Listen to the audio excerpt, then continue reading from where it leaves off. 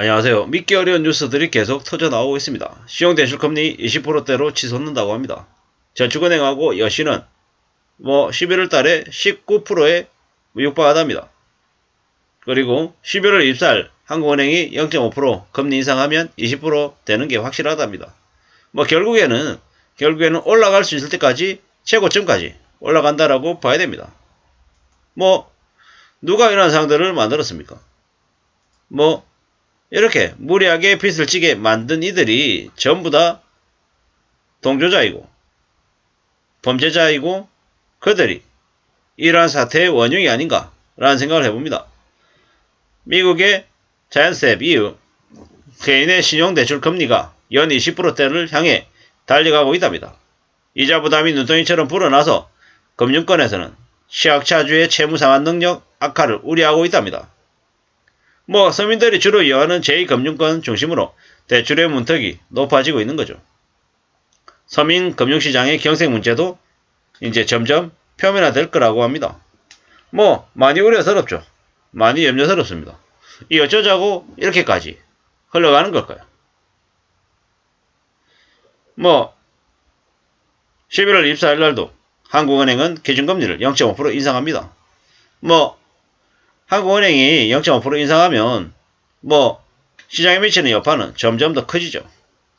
지금 이제 이자율이 높은 금융사의 평균 금리만 비교하면 은행은 연 10.3%, 저축은행은 18.9%, 여신은 연 19%, 보험은 8.8%입니다. 여신업계의 경우에는 신용점수에 따라서 최고 19.98%의 이자를 물어야 하는 곳도 생기고 있답니다. 이제 점점 더 이제 부담해야 되는 금리 자체가 높아지고 있다라고 봐야죠. 하루가 멀다 하고 이제 금리가 올라가고 있는 거죠. 신용거래 융자 금리가 이제 조금만 지나면 두 자릿수로 뛸 거라고 이야기도 안 됩니다. 충격입니다. 충격. 제가 이제 어제 아는 이제 지인분을 만났어요. 뭐라고 얘기냐면 2%였을 때 상가를 분양받았대요. 상가를 분양받았는데 상가 시세가 올랐답니다. 근데 팔지 못하고 있는 거죠. 머리가 아프다고 하더라고요. 상가만 그러냐? 아니라고 하더라고요. 상가도 빚이고 집도 살고 있는 아파트도 빚이랍니다. 감당 못할 정도로 쌓여 있는데 저걸 어떻게 해야 되나 하고 고민한답니다.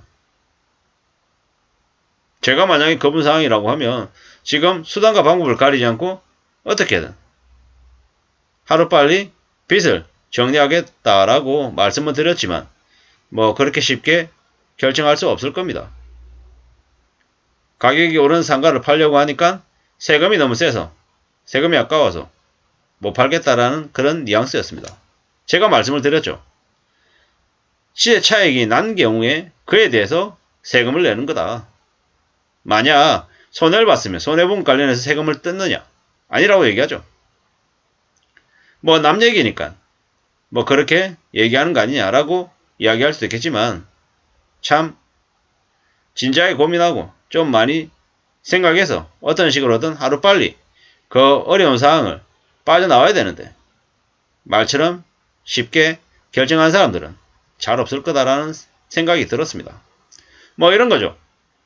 집을 10억을 주고 샀어요. 집값이 만약에 7억이 됐어요.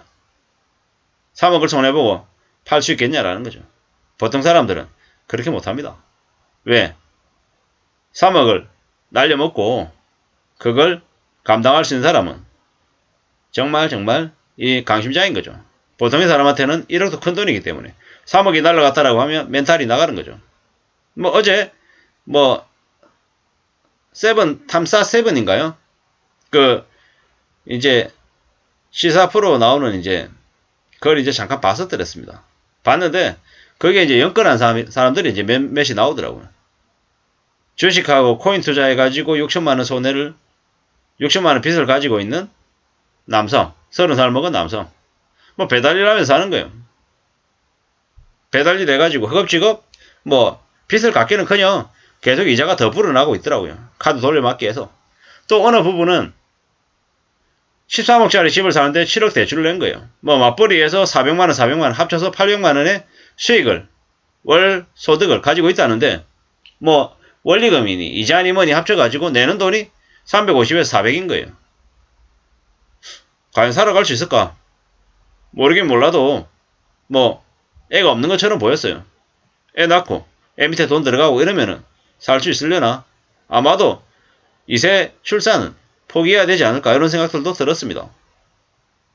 뭐 너도 나도 쉽게 돈 번다라고 해서 주식도 하고 코인도 하고 뭐 부동산 갭 투기도 하고 이랬더니 그냥 빚만 다 쌓인 거예요. 정말로 갭 투자하고 주식하고 코인 해가지고 돈 버는 사람들은 몇이나 될까? 100명 중에 한두 명은 되는 걸까? 뭐 이런 생각들도 좀 들었습니다. 못 믿겠는 거죠. 우리가 살아가면서 뭐 자산시장에서 투자를 한다라는 건 정말 신중하고 또 신중해야 될 것 같고요. 함부로 나의 말을 믿어서는 안 될 것 같습니다. 남의 말 믿고 덜컥 뛰어들었다가 문제가 생기면 누가 책임집니까? 자기가 다 뒤집어 써야 되는 겁니다. 함부로 쉽게 믿고 쉽게 받아들여서는 안 되겠습니다. 의심하고 또 확인하고 계속 요모조모 따져봐야 될 겁니다. 그래야지만이 뭔가 조금 풀리지 않겠냐라는 겁니다. 별로 뭐 특별할 거 없고 대단할 거 없고 그냥 남들도 다 그렇게 산다. 남들도 다 빚져서 그렇게 산다. 빚 없는 사람들이 어디 있냐. 이런 얘기로 자꾸 스스로 위안을 삼으려고 하는데 절대 그렇지 않다라는 겁니다. 대한민국 5천만, 5,500만 명 중에서 빚이 있는 사람이 한 2천만 명쯤 된답니다. 그러면 10명 중에 4명 정도가 빚이 있는 거고 10명 중에 6명은 빚이 없다라는 겁니다. 대한민국 국민의 평균 1인당 빚이 1억이다라고 하면 실제로는 빚 없는 사람들이 60%고 빚 있는 사람이 40%이기 때문에 빚 있는 사람의 빚은 1인당 1억이 아니라 뭐 2억 몇천쯤 될 거다라는 거죠. 인당 빚이 2억이 넘는다라고 하면 어떻게 살겠습니까? 예를 들어 제 기준으로 제가 가족이 이제 4인 가족인데 빚이 만약에 인당 2억이라고 하면 뭐 8억의 빚을 가지고 있다면 제가 살 수 있을까요? 앞이 안 보일 것 같습니다. 뭐 극단적으로 예를 든 거고요. 빚이 한 4억 5억만 돼도 어깨가 짓눌려가지고 못 살 것 같습니다. 겁나는 얘기죠. 뭐 지금 같은 시국에 내년 되면은 시중금리가 10%가 넘어간다는데 2억만 빚이 있어도 1년에 2천만 원이 이자입니다. 벌려고 하면 정말 어려운데 이자 내려고 하면 몇 배나 더 힘들 거다라는 겁니다. 신용대출금리가 20%에 육박한다라고 한 뉴스를 보면서 이런저런 생각들이 많이 들었습니다. 함부로 빚을 져서는 안 되겠다. 빚을 감당할 수 없는 사람들이 앞으로 맞이하게 될 결말은 이미 정해져 있다라는 생각이 들었습니다. 항상 자신의 삶을 잘 지켜나가면서 지내야 될 것 같습니다. 이상입니다.